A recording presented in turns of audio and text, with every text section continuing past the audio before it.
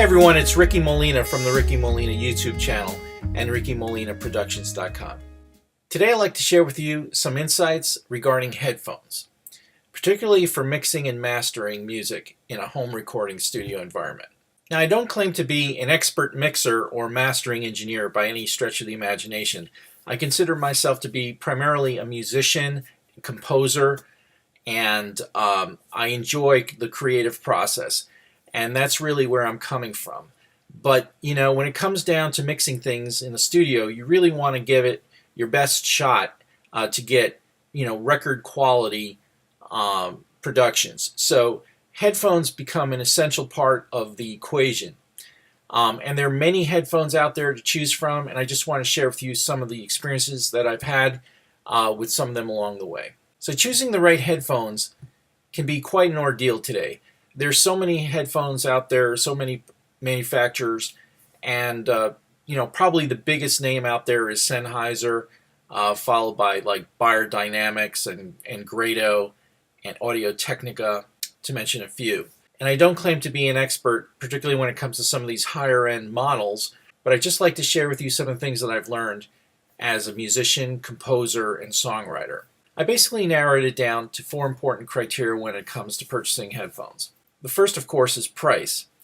You have to know what your budget is, and you do pretty much get what you pay for these days. But sometimes you can come across some incredible deals as far as getting good value for your money. Comfort is, of course, another issue. If you're going to be listening to music for an extended period of time, say a half hour, an hour, or more, and common sense that says that you should be taking breaks and you shouldn't be listening for extended periods of time.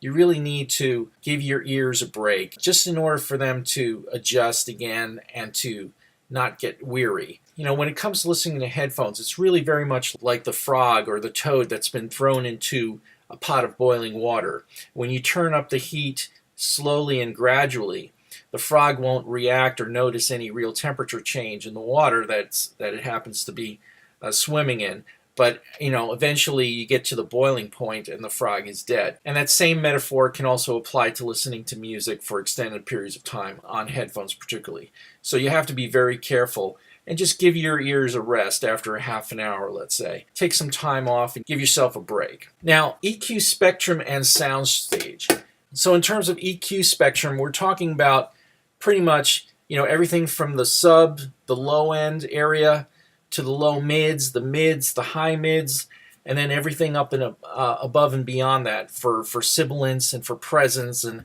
5,000, 7, 10,000, all the way up to 20,000 K, which is pretty much the limit as to what the human ear can possibly listen to. So we've got 20K up at the high end and like 20 hertz, 30 hertz at the low end. So when it comes to headphones, you want to make sure that when you're mixing particularly, or just simply listening to music, you want to basically be able to hear all the instruments of the orchestra, the rhythm section, everything from the deep low ends, the subs. The mids get good representation in the vocals, particularly acoustic guitars and pianos in the mid-range there.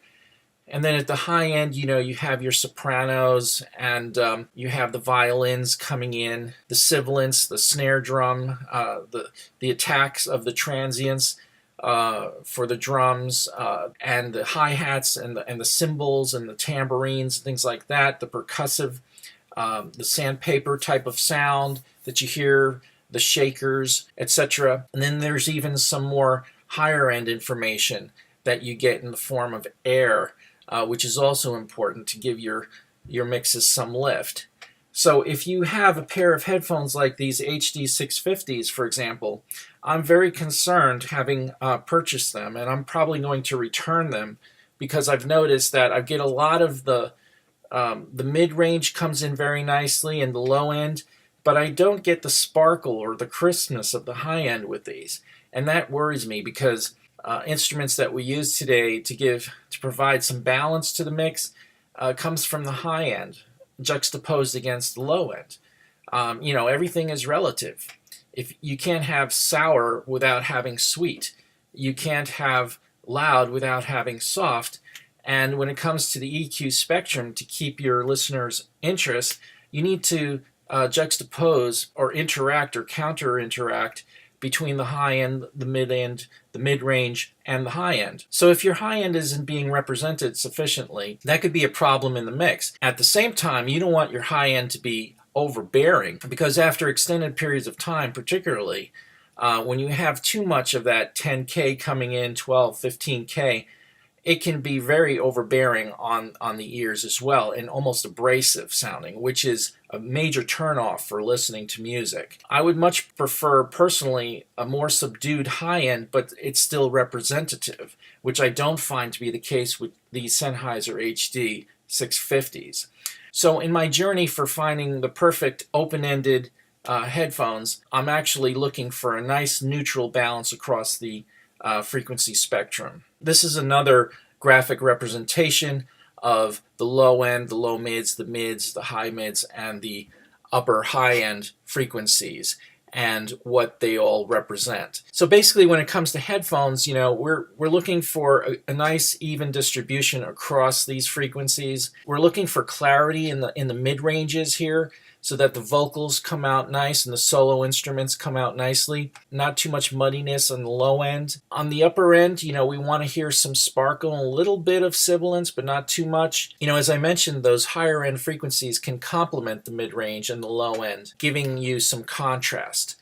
And that's important. So in addition to EQ spectrum, the next important criteria that you want to look for in a quality headphone is the soundstage, which I refer to sometimes as a 3D depth of field, an audio field, if you will, which is not only panning left to right, but also depth, high and low.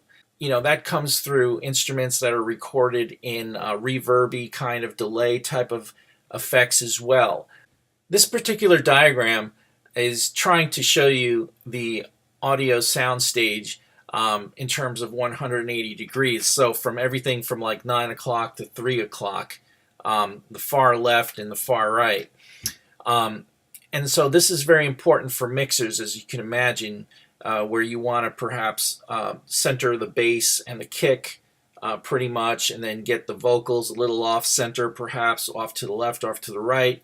You have your toms spinning across the drum set. You have, for example, the hi-hats off to the left, and you have the cymbals and the crashes. The violins may be positioned as per the orchestra. We have the first and second violins, perhaps at 10 o'clock, 10:30, perhaps around 2 o'clock. You have the cello. You have the double basses, perhaps off to the right, 2:30. That sort of thing. You might have some special effects that come in far left and far right, etc. And keep in mind that this particular diagram does not really represent surround sound information, which these days, mixers have to be aware of as well. For movies, for example, and the IMAX, you want to be able to mix, literally 360 degrees, not just 180, as this particular diagram is representing. Now, the audio soundstage is 3D, so it's not just simply a matter of panning left to right and adjusting levels, but it's also about representing height, which can be achieved with certain effects plugins, whether it be reverbs, doubling plugins, and delays and things like that, pre-delays and EQing the delays and the reverbs to adjust the sounds and the reverberations of sound. One of the striking things that I learned after purchasing a pair of high-quality Sennheisers like this one is that all of a sudden my ears were exposed to incredible depth of field that I had never noticed before. So it's this stereo image and it's this depth of field that comes into play with higher quality headphones that you just don't get with the lower end headphones. Now, next thing I want to sort of touch on is this difference between closed end or closed back headphones versus open back headphones. I think it's fair to say that the closed back headphones are really more useful for recording. So essentially the closed back headphones will prevent the bleed of the mix coming through and being re-recorded into the microphone. And that's what they're ideal for.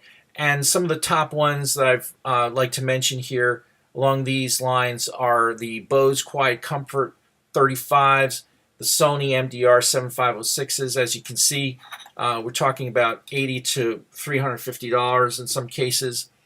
And a nice alternative for recording tracks with microphones in the studio would be the Beyerdynamic DT770s, which may be a bit bassy due to the closed back, but they are a fair and practical solution for studio recording.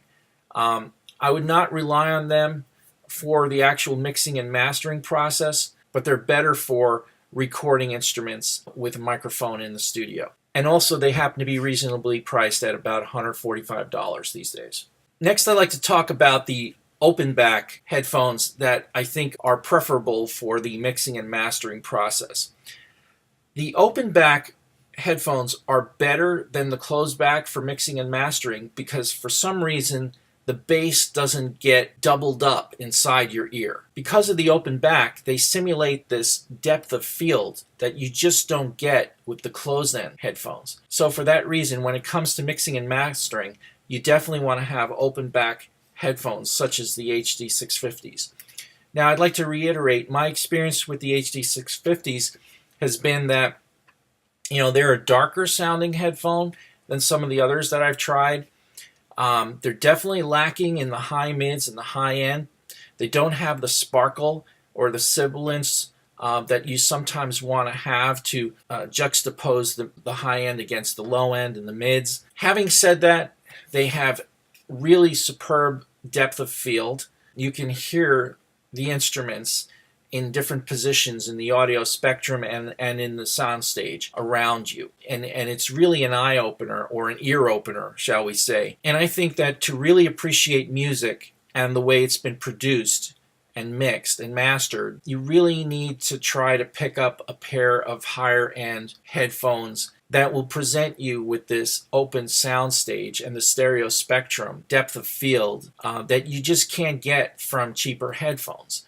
Another positive about these headphones from Sennheiser is that they're not fatiguing. I found them to be a little bit heavy on the head. After 25, 30 minutes or so, I found that they're kind of a little bit noticeable. Not the end of the world, certainly, but it is something that you just want to, after half an hour or so, you feel the need to just, remove them and give yourself a break. So at this point, I'm going to say that I am still looking for alternatives to the Sennheiser HD650s, particularly because I'm looking for more neutrality in the mids and the high end. Maybe someday I'll decide to go really off the deep end and buy these higher end headphones. These are both open-ended headphones and they're top of the line. And the ones we're talking about here are the Sennheiser HD 800s for $14.95 and the Grado PS 1000Es for $16.95. Now these happen to be the higher end. I've heard incredible things about them. I have not listened to either of them yet, but if you're a professional mixing engineer or mastering engineer, you definitely want to have a pair like this. I mean, if this is your business, your bread and butter, then you're going to need the right tools. And these would be in your arsenal if you're a professional mixing engineer or mastering engineer. But as I mentioned, I am a composer and songwriter who's looking to make high quality demos, and I really don't need to invest at this point in such a level of headphone. But I just wanted to mention them to you because I believe that they're important considerations for the serious engineers. So in conclusion, I'm still looking for that great pair of open back headphones for mixing and mastering, and I'm looking to spend anywhere between $400 to $450 total. But I'd like to ask you if you have some experience with this, if you really want to recommend another pair of headphones, open-ended or open-back headphones, I'd appreciate your feedback on that. So that's basically it for today. I just wanted to share with you some of my experiences in my ongoing search for the right headphones for my budget. And I hope that we covered a few interesting things, that some of the criteria that you'd like to use to purchase the right headphones for your music as well. I welcome your comments and suggestions once again. I appreciate your feedback, and if you could share with me some of your insights as well on this matter. Thank you so much for watching. Have a great day.